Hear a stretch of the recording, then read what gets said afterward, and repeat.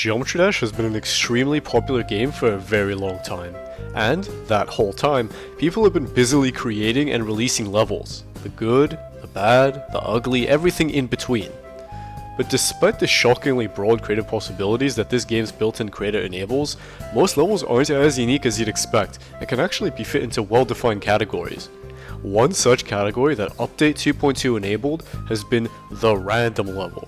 These are just levels where some major facet of the gameplay depends on chance, like Chomp Step by GG Grassi, where every Club Step monster has a 50% chance of killing you when you pass through it.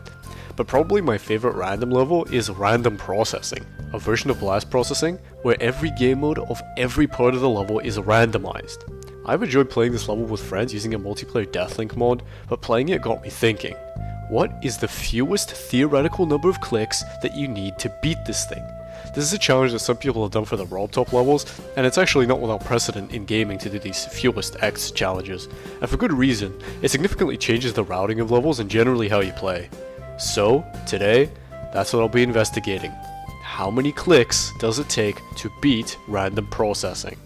Before we begin, I should define the terms of the challenge and the overall plan of attack for how we're gonna do this. A click is defined as physically bringing my finger down on the mouse, but once I've initiated the click, I can keep it going for as long as I want without it counting as more clicks. So this counts as 1 click, while this counts as 2. I think that's pretty uncontroversial, so how will we go about the challenge? Well, random processing is divided into 12 game mode parts, 2 of which can be skipped if you're flying game mode in the previous part. When you finish a part, if you don't skip the portals, the level will randomize your game mode in 2 ways. First, it puts you through a random gameplay portal. Second, it randomly puts you through either a mini or normal size portal. With 8 total gameplay modes, this gives us 16 possible randomizations for each part of the level. By routing each possibility for each part and comparing how many clicks it took, we should be able to put it all together and create the best possible low-click runs on the random processing. So, let's start our journey at the beginning. The default game mode of the first part is Normal Cube, which I managed to get down to 12 clicks.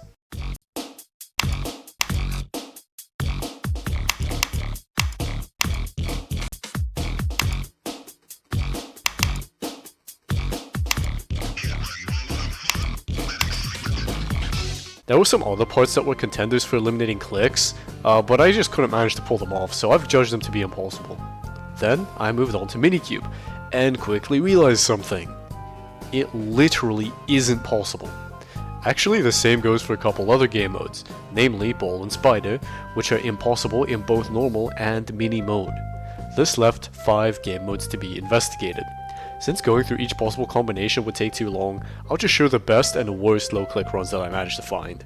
So, what was the best run for the first part of random processing? Cube? Ship? Wave? Well, yeah, it was the ship. Both normal and mini ship actually only took 6 clicks, which was unmatched by any other game mode.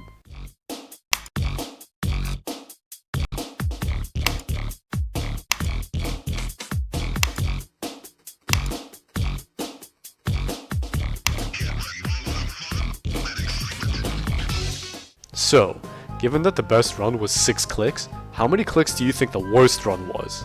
10? 15? 18?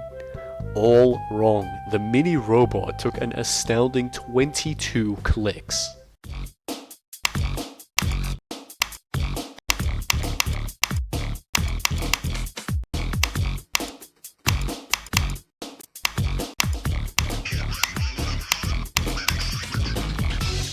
So that's the first part. In case you're interested, here's the full data table. I'll be showing these at the end of every section, so keep your eyes peeled. By the way, this N just means that the part was impossible as a certain mode. Anyway, let's move on to the second part of the level. With the second part, we see the first time that large groups of gameplay modes are straight up impossible. Cube, Robot, Ball, and Spider all die here, so that leaves us with a mere 4 gameplay modes to investigate. Or does it? In the previous part, we had some gameplay modes that ended fewest clicks while upside down, like the ship and swing copter. So actually, we need to test, so that's 4, multiplied by 2, e to the high pi, square root of the cube root, take the sine. Oh, that's 14 possible runs. Great. Just great. Well, whatever. The default game mode for this part is the wave, as that's what the original blast processing is meant to introduce in the first place, and I managed to get this down to 14 clicks.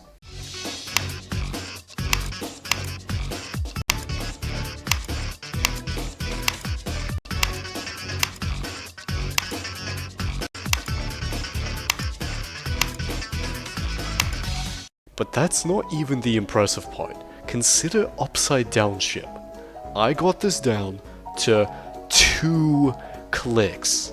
Literally, you need to click a minimum of 2 times to pass this part if you play as upside down ship.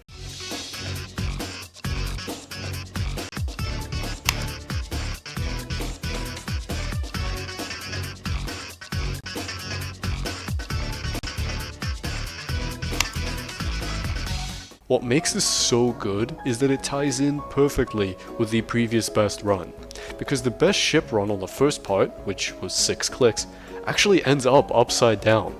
Actually, it's kind of interesting how upside down and normal size is the only combination that gives a 2-click minimum, because the other 3 possibilities all end on 3 clicks.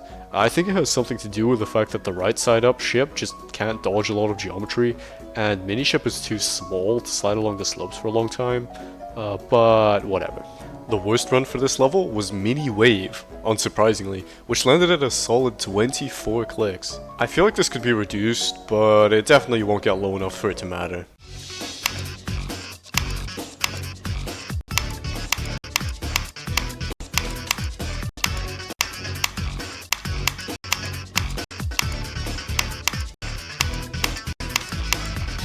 And that's the second part done. Here's the data table for those interested. This part wasn't particularly interesting or remarkable. I mean, there are a few considerations that I'll come to, but in the meantime, let's see the default game mode's best low-click run. Ship.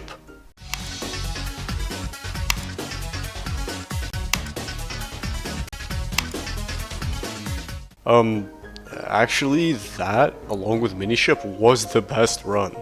It's interesting how so far, all of the best low-click runs have been some form of ship. So yeah, normal gravity ship was the best here. But wait a minute. Yes, it's true that normal gravity ship is the best on this part in isolation, but we're not interested in isolated parts, or else this video would be 25 seconds long and not very engaging. What we really want is the run that's most likely to give us a low click outcome overall. Why is this relevant? Well, the best run on the previous part was, by far, the upside down ship. There's no gravity portals in the transition into the third part, so we wouldn't be allowed to use that run, or really any of the upside down runs from the second part, if we decided to use the normal gravity ship here. So no, actually, upside down ship is a better option. It was even the second best run, with only 1 click more than normal gravity.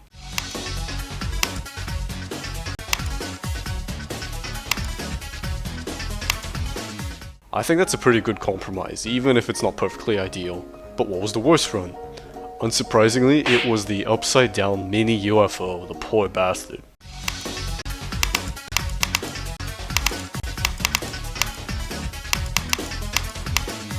So that's the third part. I have feelings this will only get more complicated from here on out.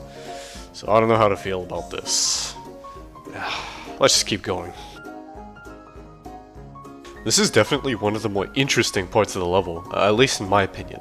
While Cube and Robot are impossible, you can actually get surprisingly far with them. Look, here's the cube. So, with a couple clever jumps, you can actually get a good ways into the part, but Robot is more interesting. Look at this.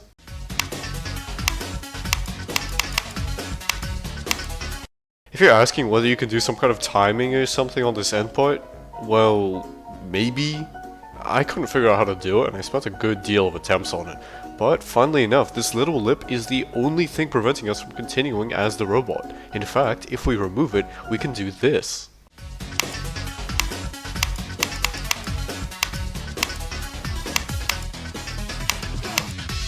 Obviously, I'm not counting that as an actual run. I just thought it was kinda cool.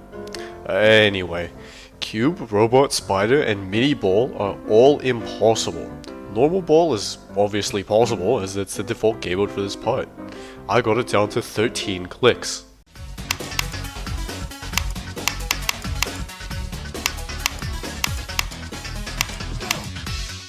best run was Upside Down Mini Ship.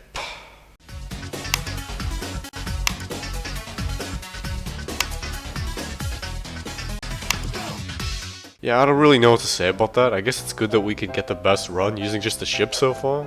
I don't know, I'm a bit disappointed that the best runs aren't a bit more varied. The worst run was actually the Upside Down Ball, which is literally just the same thing as normal Gravity Ball, but with an extra click at the beginning.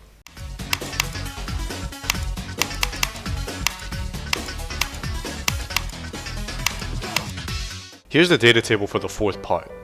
With that, let's move on. So, the fifth part, eh? You know, this will probably take a really long time if we just keep going through the parts at the same speed as we are going now. Let's turn the speed up a notch.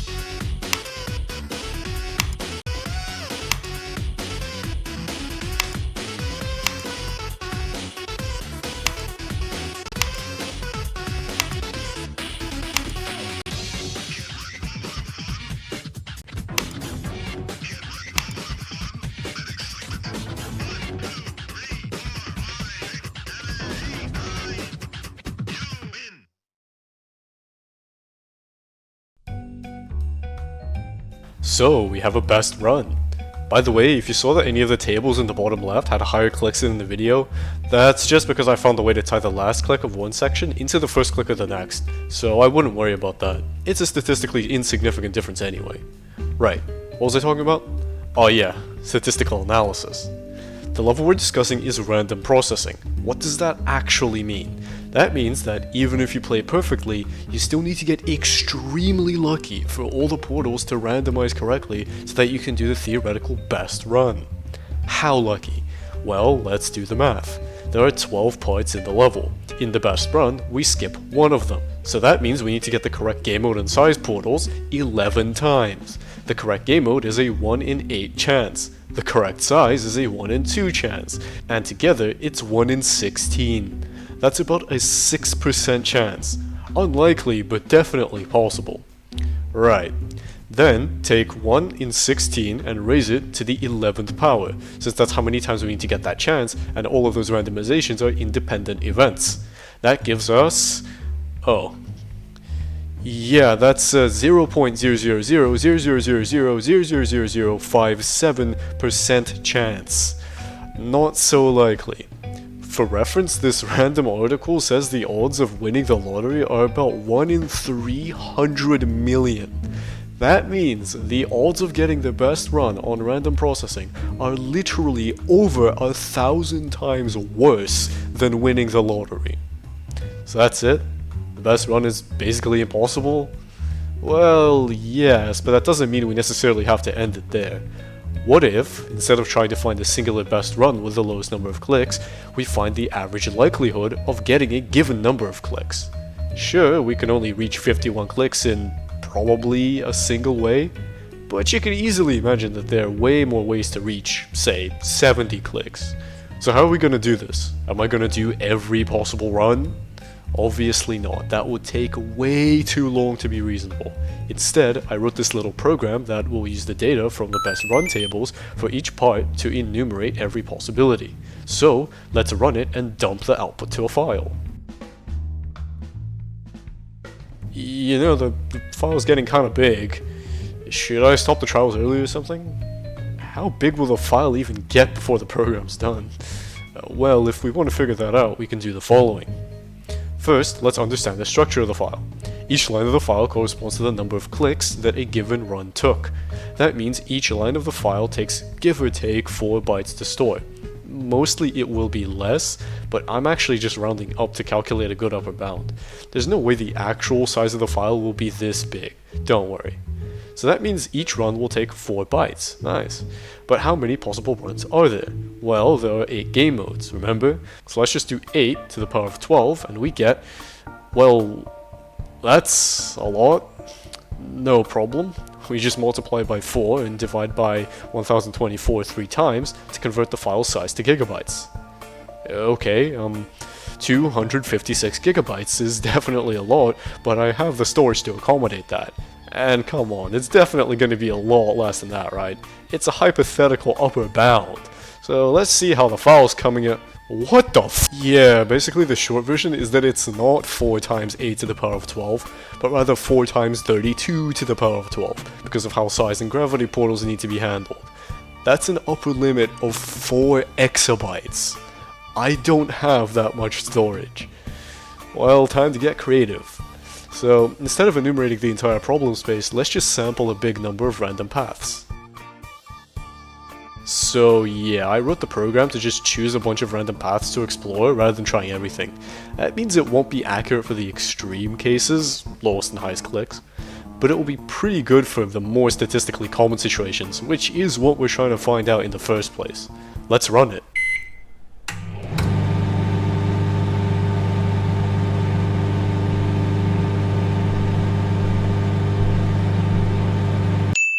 It's done cooking. Let's take the data and slap it into a graph, and there we go. It's a normal distribution where the x-axis is the number of clicks in a run, and the y-axis is the probability of a run with that number of clicks happening. Now, keep in mind that this already assumes that your run is even possible, which is in itself very unlikely, but still. We see that statistically speaking, the most likely low-click run is about 110 clicks, with a probability of around 2.24%. If you guys want, I can release the dataset and the program used to generate it, so you guys can analyze them, but I think this graph gives us a good answer. In a single picture, we can summarize our little low-click challenge, and with that, I think it's time to finish. I hope you guys really enjoyed my little exploration. I know it wasn't as rigorously mathematical as some of you may have hoped, but I sincerely wish that it was entertaining enough to make up for it. If you'd like to support my video and my channel, please press the thumbs up button and subscribe to Tyramid. Oh, and by the way, YouTube knows what kinds of videos you like, and it should be showing you something good right now. Check it out. And I think that'll be all.